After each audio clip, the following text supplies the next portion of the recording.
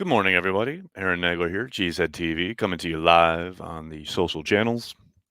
It's Thursday, I think. Is that correct? I'm checking the calendar. Yeah, Thursday.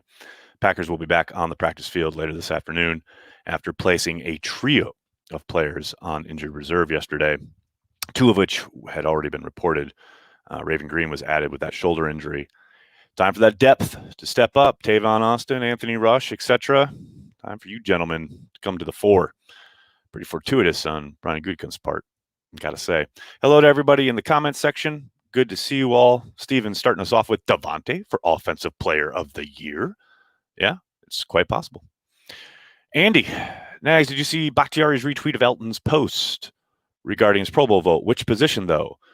Who was the last guy we had who was so versatile but seemingly equally good in each position? I can't remember, man. It is a unicorn. A guy who plays at that high a level at multiple, especially positions along the offensive line. I can't remember an instance of it. Catherine, thanks for checking out Packer Transplants. Thank you so much. Robin, hey, what's up? Please cheer me out. Quite down today, Robin. The Packers are 9-3. They're on pace to win a championship. Aaron Rodgers is going to win MVP. Davante is going to be Offensive Player of the Year, and the Bears still suck. That, my friend, is all the cheering up you need. Frank Gore is underrated. I tend to agree. Frank Gore is a man among boys. Nags, I have a question for you. Oh, I'm here to answer it. I'd love for you to ask Coach, is that ever something you'd entertain? I mean, I ask Coach all sorts of stuff that I find on Twitter that people have posited to me or to the universe in general. So, yeah, if it's a good question, I got no problem with that. Biggest difference between this year and last? Oh, offensive efficiency. I don't think there's any question there.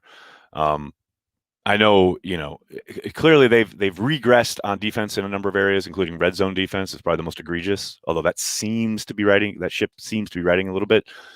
But yeah, the offensive side of the ball has been just clearly the ability to get into third and short rather than third and long, the efficiency of converting those first downs. They lead the league in time of possession at the moment.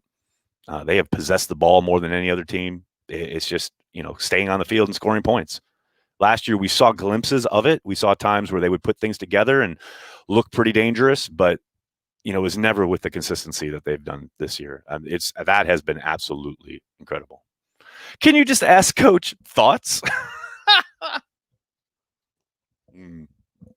Will Raven Green be tough to replace? Thomas, I think it'll be tricky.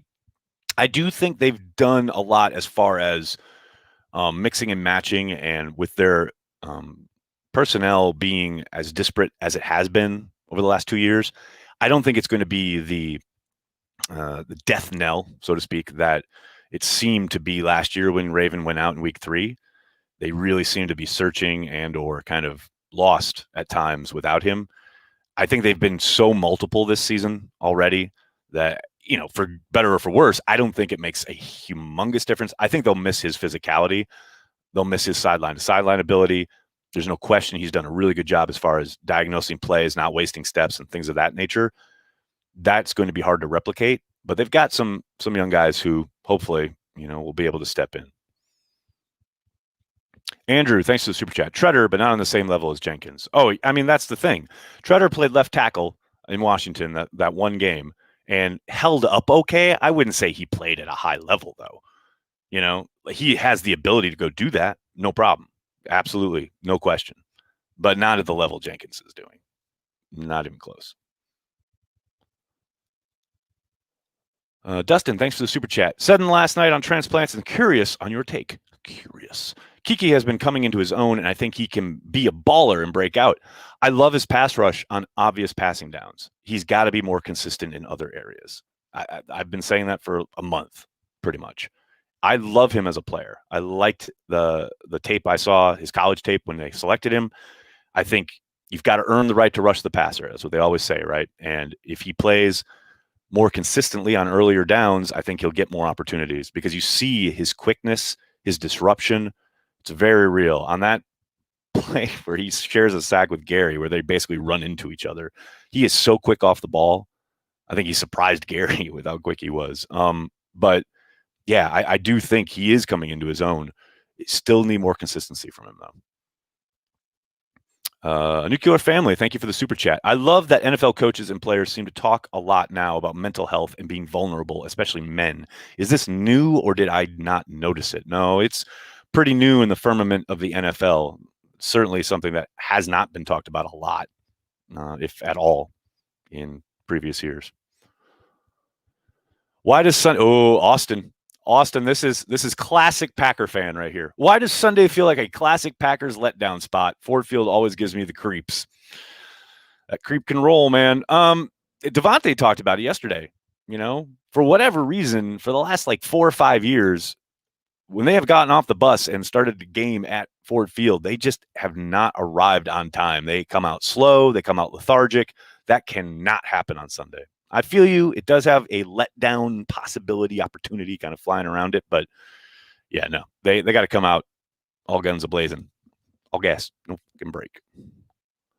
Thanks, Nags. GSET TV keeps me going. You're the best. Robin, you're the best. Thanks for joining us on the Patreon happy hour last night. It's always good to see you, man.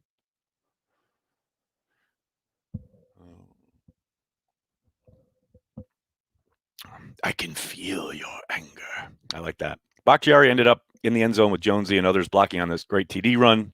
This is the ultimate sign of team. This team is going all the way. Scott, I tend to agree with your assessment, sir. Stafford is the best remaining quarterback in our regular season opposition, in my opinion. Andy, I very much agree. He's killed the Packers for years. He's got the arm to put it anywhere. He does a really good job of maneuvering in the pocket. I don't think anyone would ever consider him a flight risk, escapability, what have you, but he certainly knows how to, he has got a good pocket presence, feels pressure really well, and buys enough time for guys to get open. And then he can put the ball wherever the hell he wants. He is definitely dangerous. William, thanks for the super chat. Nags, please teach me your dance moves. Carry the G. Man, I don't care, man. I feel the need sometimes to put the dancing on my Instagram story. It's going to happen, man. Can't hold back the tide. That night, I was feeling it, man. I miss going dancing. Every Thursday night, I used to go to the Pyramid Club pre-COVID times. God, I just hope they hold on. I don't know if they're going to make it. I hope they make it and I can go dancing again after this is all over. I feel so bad for Matt Stafford, him and J.J. Watt. What a waste. Andrew, don't feel bad for these gentlemen. They're doing all right. Is Olive getting a dog for Christmas? No. Go Pack Go from the frozen tundra of Winter Garden, Florida. All right, Kevin, don't rub it in. You're posting dancing videos adds weapons to Big B's arsenal. See, you say arsenal like it's a weapon. It's like it's a problem, like it's a threat. Man, I don't care. I love dancing. I don't care who sees me dancing. I don't care. Dance like no one's watching. That's my mantra. I just love dancing. William, no, I'm serious. I suck at dancing. Man, I'll put out a instructional video. How's that, William? Michael, thanks for the super chat. Ready for Din Djarin to bring the angry dad energy. That is certainly one thing. Ken, Lions greater than Titans, greater than Bears, greater than Panthers for remaining schedule challenge. I'd probably put the Panthers in front of the Bears, but that's just me. Otherwise, I agree. What do you think of LaFleur consistently going for it on fourth down? Mark, I am all for it. I am the president of that fan club. Go for it on fourth down as much as possible. 1,000%. Don't care, especially early in games. Go, get it. Give yourself more opportunities to score points. I am all in. Yes, please. May I have another? Does that answer the question? Hey, Nags, do you consider Lethal Weapon a Christmas movie? Absolutely. Whole thing starts off in a Christmas tree lot. Come on now. Come on now, people. Deshaun, thanks for the super chat. Favorite memory of the 2010 team? Man, so many memories. The way so many guys rose up after guys went on injured reserve is what springs to mind. But probably my favorite memory is Charles Woodson, just being Charles Woodson. He was amazing. Let's hope we win the North this weekend. I hear you, Klondike. I'm there with you. Will I watch the Thursday night game tonight? Brett, I got a date tonight. I know it's crazy. I know it's insane, but I got a date, so I think I'm going to miss Thursday night. I'll probably catch the end unless the date goes well, if you know what I mean. I'm kidding. but I probably won't. I'll probably watch the end of it. Jack, thanks for the super chat. Not going to lie, Jamal Williams is one of our best tacklers. I mean, yeah, like we need better tacklers on special teams. They need more frontline guys on special teams. I don't know if you saw my question to LaFleur yesterday, but they keep rotating all these people at gunner for punt coverage. And this is someone was asking LaFleur a question earlier. I saw this in a tweet from Jersey Al, Cheesehead TV's own Jersey Al, about how the fact that they've used 8 different dudes at gunner in the past 5 games. So of course they're a fucking clown car when it comes to punt coverage. Like they need 1 or 2 guys to just step up and become like those core dudes on special teams. Because right now, who is that? You've got Oren Burks, ... You know what I mean? I don't know. Andy, thanks for the super chat. Steelers have 31 drop passes, 10 more than anyone else. Easy to get lost in your own team bubble and lose perspective. Looking at you, MVS haters. Andy, keep preaching that good word. It's funny because I see there's a movement afoot to talk about all the drops the Packers have had when it comes to strengthening Aaron Rodgers' MVP candidacy. And look, yes, would it help if people didn't drop the ball, therefore making Rodgers' stats better and more productive, etc.? Sure. But it would also help if Aaron Rodgers didn't consistently over or underthrow Big Bob Tunyon downfield, which he's done at least 3 times. You know, he's not like, it's not just people dropping the football that are making the stats maybe not what they could possibly be. Chris, thanks for the super chat. Just a little something for the date tonight. Thanks, Chris. Oh, that's too funny. I mean, all the super chat money goes to Cheesehead TV. It doesn't go personally to me, but I thank you. I thank you. Call up Jarrett Bush. I think he's still serving a suspension. How crazy is that? Jarrett Bush was like out of football and he got like a 10-game suspension. That's nuts. Janis could gun it. Janis was the thing he did best, other than that and catch Hail Marys. But yeah, he was a phenomenal gunner. Phenomenal gunner. Miss those days. Do I think Savage could take over the Raven Green role? Possibility, but I kind of like how they're using him right now. I don't want to mess that up. But yeah, I mean, they'll mix and match. There's no doubt about it. Nothing's ever static. It's all about utilizing the personnel in lots of different ways to try and keep offenses guessing. Justin, thanks for the super chat. Charlie Barnes, Kyle Kuzno, Sarah Quick, Tom Grossi, Maggie Loney, Andy Herman, all good watch party guest candidates. Justin, it's funny you say that because Charlie and I were going back and forth last night. It's definitely going to happen. Don't know which game yet. Possibly the Saturday nighter against the Panthers. Maybe final game against the Bears. But Charlie Barnes will be joining a Cheesehead TV watch party here in the last month of the season. Look for that. Johnny Jolly is probably still facing suspensions. Possibly. Johnny's a good dude, though. Do you think the long play calls is why they seem to take a lot more time to get the playoff in 2-minute drill? Mark, I know that's what they would have us believe. They certainly mention, both Matt and Aaron tend to touch on that whenever it's asked. But look, it's easy to streamline these things. It's easy to let Aaron just go and do his thing. There's a lot of ways around all that. A whole lot of ways. So miss me with it. Not you specifically. I'm talking about them using that as an excuse. I mean, come on now. You're in year 2 of your program. You can get to the point where you can call things quicker and have short words and code words and hand signals to get you into looks and route combinations, etc. Come on, man. William, thanks for the super chat. Man, you remember when we had Jeff Janis as a wide receiver? Those were the times. Yeah, they were. Love Charlie's new video of missing Lambo. Drew, as do we. We played it on Transplants last night. Talk about nailing it. That was phenomenal. Nags, do you see the Packers winning the first seed? Catherine? Yes.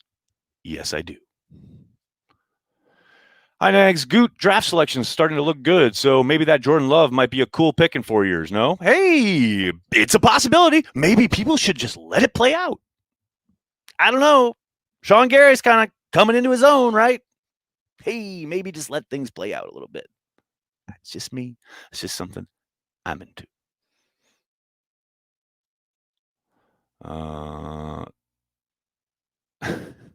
When is AJ Dillon coming back? Soon. We saw him doing some stuff at practice. He's still on the COVID list, though, so soon.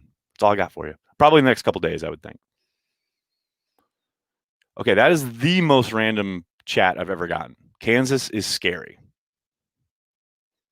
Like the basketball team? The state itself? The people who live there? That was random. Nags, I feel the Packers have as good a chance to go to the Super Bowl in years since 2014. Lawrence, 1,000%. They are Super Bowl contenders. Period. No question about it. Anybody kind of arguing with themselves about that can just stop their internal dialogue right now. They are Super Bowl contenders. Full stop. Do I think they'll allow fans for the playoffs? I think there's a chance. I tend to doubt it, though. We'll see. Will Tavon be wide receiver or kick return, punt returner? I think very much the latter first. Maybe they put some stuff in for him from scrimmage, but why upset the apple cart? You're leading the league in points per game. No reason to force him in there. Now maybe they use him on some of that jet sweep stuff and use him in the Tyler Ervin role now that Irvin's on IR. But I think definitely he'll be on returns. Nathan, Euchre season. Thank you, Nathan. Kansas the band, yeah, Gary. I mean, there's a lot that could go a number of different ways. Kansas is scary. Let me tell you. Super Bowl with no fans. Oh, no way that happens. Super Bowl will have fans. Now it'll be, masked up, distanced, what have you, but they will have fans. No way the NFL puts on a Super Bowl without fans. Nags, please don't ever forget BJ Raji. Dustin, I do my best. Thankfully, you're all here to constantly remind me about BJ Raji. Ain't nobody stopping the pack. Lombardi coming home 2 years in a row. Carry the G.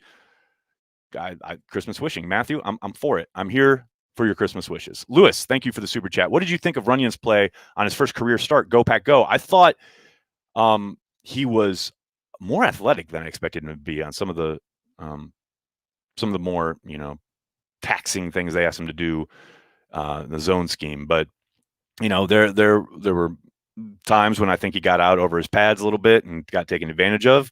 That's going to happen. But for the most part, I thought he held up really damn well. And I think, again, they've got one of those day 3 guys who's able to just step in and work. And speaking of day 3 guys, they got Stepanak back from the injured list. He was activated yesterday. Interested to see what that kid can do. For those of you who don't remember, he was drafted in the 6th round, another offensive lineman. So that day 3 draft class happening. Lance, thanks for the super chat. Sorry I've missed a few days. Thoughts? Lance, where you been, man? I've been adrift at sea in my own thoughts. Thanks so long. Thanks for all the fish. Why do we play bad after a bye? And if we're 1 seed, that's what we're dealing with. Donald, I'm going to quibble with your police work there, sir. They had a bye last year and then kicked the Seahawks' ass. I'm just here to tell you guys the truth. And nothing but the truth, so help me God. Nags, how much fun do you have with the chats? Dustin, it's a day-by-day proposition. Some days I have a ton of fun. Some days, not so much. Depends on the mood of the chat. Depends on my life. Depends on the world. And, of course, the Packers. Where the F is DeGuara at? Michael, welcome to about a month and a half ago when he was placed on injured reserve for the year with a torn ACL that he suffered in the Atlanta game. Good morning. Thank you for joining us. Program already in progress. Peak Grant or Peak Lacey? Ooh, Kenny, good question. I'd probably take Peak Lacey. That man was unstoppable. Love my guy, Ryan Grant, though. I feel like my eyes tell me they play as after a bye more often than not. As what, Tyler? You missed a word. Am I a Lord of the Rings fan at all? Am I? Damn right I am. I am a bona fide geek. Fire Ron Zook.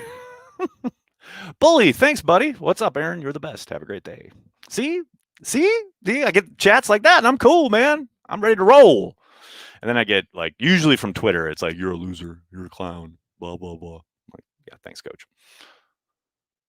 I am sorry. On mobile, play bad after the bye. Tyler, they have not played well in the regular season the last 2 years after a bye, but that's a pretty damn small sample size. They played very well after a bye in the playoffs. I'll take the latter. That's just me.